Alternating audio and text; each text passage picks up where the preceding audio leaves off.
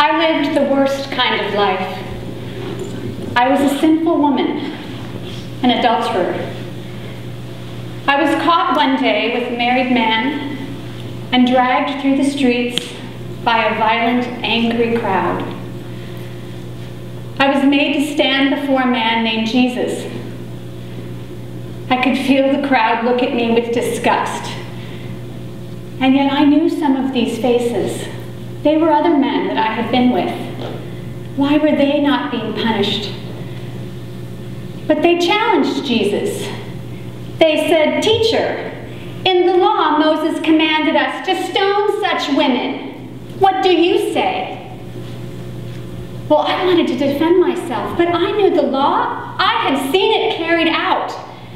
Why were they testing him? Was this the Jesus I had heard about? The prophet who claimed to be the Son of God? Was it true? He seemed different from the others. He wasn't angry. He was so calm. He just wrote in the dirt, quietly.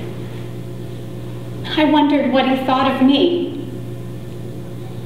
I had given up all hope. I was branded, marked by a sin that would define me for the rest of my life. Could even God forgive me? The crowd stood there with their stones. I knew I was going to die. But then Jesus spoke. And I'll never forget his words. He said, "If any one of you is without sin, you be the first to throw the stone at her."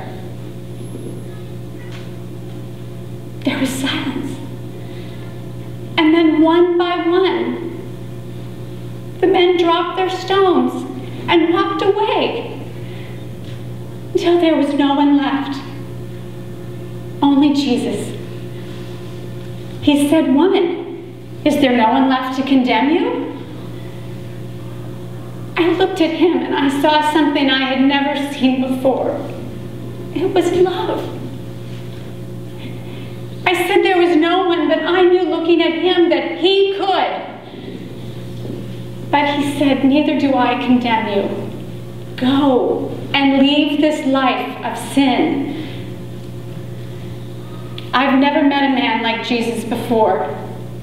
He didn't give in to the crowd to gain their favor. He didn't see my stained life and my bad choices. He saw me. He could have been the one to throw the stone that day. I deserved it. But he chose to show me grace. The Son of God didn't save me just from condemnation. His love has changed me. I'm so grateful.